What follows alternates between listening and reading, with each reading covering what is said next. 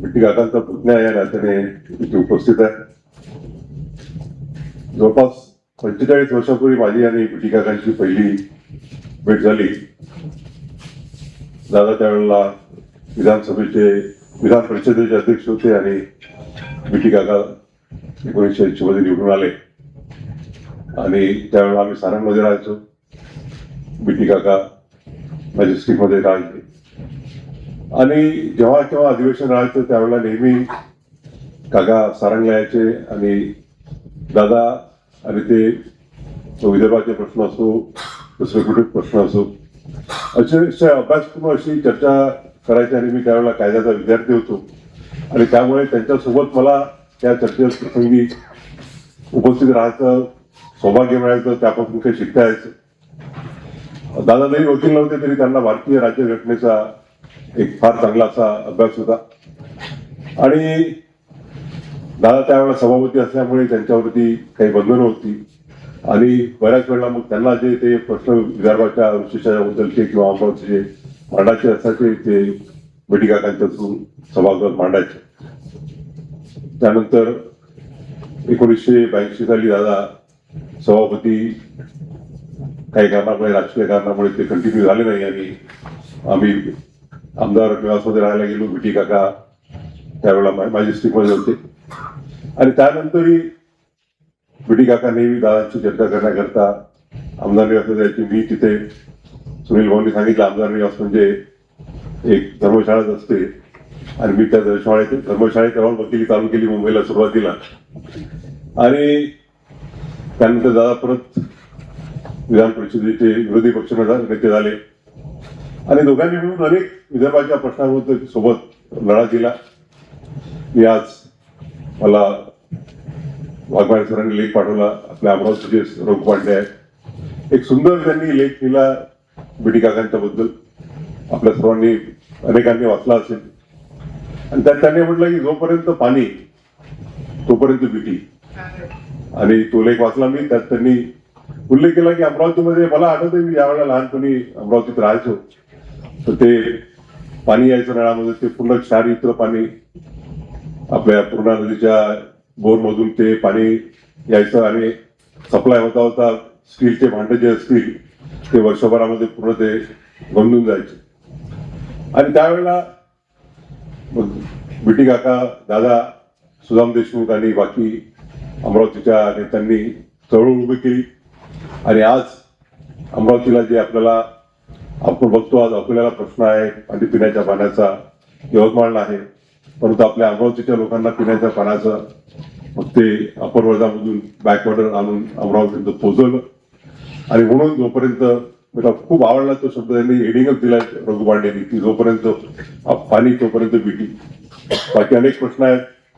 अमरावती विद्यापीठाचा प्रश्न असो की PKVचा असो, अमरावती विद्यापीठासाठी बिट्टी काका दादा शेखावत सर यांनी लढा दिला. PKV करता सुद्धा लढा दिला आणि तरी राजकीय संबंध होते तरी या दोघांचे व्यक्तिगत बिट्टी काका दादांना मोठा भाऊ मानायचे, दादा बिट्टी काकांना लहान भाऊ समजायचे आणि मी सुद्धा मलाही त्यांनी त्याच प्रेमाने पाहिलं आणि आताच फुले सरांनी आठवण दिली की ज्यावेळेला मी 2003 साली हायकोर्टाचा जज झालो त्यांनी संदर्भ थोडा वेगळा दिला. शपथविधीला तर म्हणजे आई वडील उपस्थित राहणार मला बिट्टी काकांचा फोन आला की मी तुझ्या शपथविधीला येऊ शकतो का. मी म्हणजे मंत्र्यांच्या शपथविधी पाहिल्या, आमदाराची शपथ तुम्ही बऱ्याच वेळा घेतल्या. पहिल्यांदा कोणीतरी हायकोर्ट जज माझ्या जवळचा होताना मी पाहतोय म्हटलं बिलकुल म्हटलं तुम्ही माझे काका पूर्ण तुम्हाला हक्क आहे आणि फुले सरांनी सांगितलं की ते दादा आई बिट्टी काका वगैरे सगळेजण शपथविधीला उपस्थित होते. त्याच्यानंतर ताबडतोब 10:30 शपथविधी झाली आणि कोर्टामध्ये बसावं लागलं. तर त्यावेळेला दादांनी सिनियर धर्माधिकारी साहेब जे होते चीफ जस्टिस त्यांना प्रश्न विचारला की भूषणच्या कोर्टात जाऊन बसू शकतो काय आपण. तर मी अगोदर सांगितलं की तुम्ही कोर्टात बसले तर मला थोडं ऑकवर्ड होईल. मी नाही म्हटलं होतं. मग त्यावेळेला दादांनी धर्माधिकारी साहेबांना म्हटलं की भूषणनी म्हटलं मनाई केली तर मग त्यावेळेला त्यांनी उत्तर दिले की ते काय त्याच्या बापाचं कोर्ट आहे, ते पूर्ण जनतेचं कोर्ट आहे आणि त्यानंतर दादा आई बिट्टी काका हे पाया कोर्टात ज्यावेळेला पहिल्यांदा न्यायाधीश म्हणून कार्य झालो त्यावेळेला कोर्टात येऊन बसले होते, तासभर थांबले होते. दुर्दैवाने मी सुप्रीम कोर्टात पोहोचेपर्यंत दादा राहिले नाहीत. परंतु ज्यावेळेला मी 2019 मध्ये सर्वोच्च न्यायालयाचा न्यायाधीश झालो, तर माझा जो सत्कार अमरावतीच्या नागरिकांनी फार प्रेमाने केला होता, त्यावेळेला ते आवर्जून उपस्थित राहिले आणि मला आशीर्वाद देण्यासाठी ते पूर्ण उपस्थित होते. त्यानंतर एकदा बंडूभाऊंच्या बोरगडेंच्या वाड्यामध्ये दत्त जयंतीचा कार्यक्रम होता. तिथे गेल्यावर मला कळलं की बीटी काकांच्या पायाचा फ्रॅक्चर झाला आहे आणि परत त्यांना गेलो.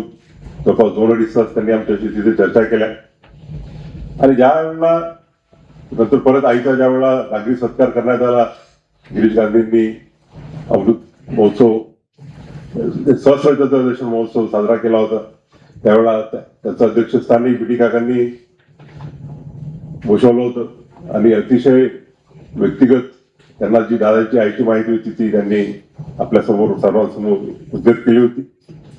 आणि ज्यावेळेला वर्षभरापूर्वी मी या देशाचा सर्वोच्च न्यायाधीश म्हणून नियुक्त झालो आणि अमरावतीला आपल्या सर्वांनी माझा जो प्रेमाने सत्कार केला, त्या सत्काराला जवळपास ते 4-4.5 तास पूर्ण वेळ बसून होते मला आशीर्वाद देण्यासाठी. आणि असं वाटलं नव्हतं की ते एवढ्या लवकर जातील, कारण की प्रकृती त्यांची अशी कधी चिंताजनक आहे अशी कधी बातमी आलीच नाही. आणि मला वाटतं की ते जे त्यांना मरण आलं ते सुखाचं मरण असं, कारण की आपण बघतो तुम्ही स्वतः त्या याच्यातून गेलो आहे की दादांना जवळपास एक 1-1.5 महिना ICU मध्ये ठेवण्यात आलं होतं. परंतु ते मला वाटते त्याचा जो स्वभाव होता की कोणाला त्रास न द्यायचा आणि त्यामुळे ते कोणाला त्रास न देता अचानक निघून गेले. या प्रसंगी मी जास्त काही बोलणार नाही. डॉक्टर बाबासाहेब आंबेडकर म्हणाले होते की what is the distinction between a great person and eminent person. एक महान व्यक्ती आणि एक प्रतिष्ठित व्यक्ती यात काय फरक आहे. माणूस स्वतःसाठी जगतो, स्वतः प्रतिष्ठित होण्यासाठी, स्वतः नाव कमावण्यासाठी प्रत्येक जण जगतो. प्रत्येक जणाची इच्छा असते की मी काहीतरी नाव कमावलं पाहिजे. परंतु बाबासाहेब म्हणाले की जो व्यक्ती दुसऱ्यांची सेवा करण्यासाठी स्वतःचा हा बाजूला करून प्रयत्न करतो तो खऱ्या अर्थानं महान आहे. माझ्या मते बीटी काका त्या परिभाषेत बसणारे खरे महान व्यक्तिमत्व होते. या प्रसंगी मी त्यांना कवी कुटुंबियातर्फे, विस्तारित कवी कुटुंबियातर्फे विनम्र आदरांजली अर्पण करतो.